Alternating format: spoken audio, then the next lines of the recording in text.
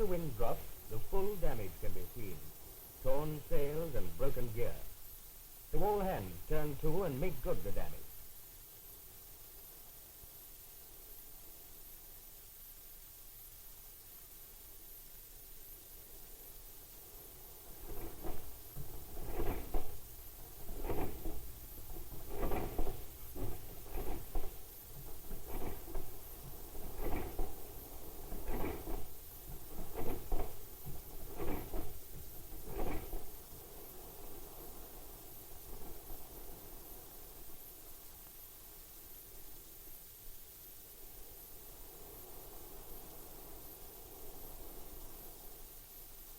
And then out comes the sun with a fair wind, and the ship points up northeast towards Africa.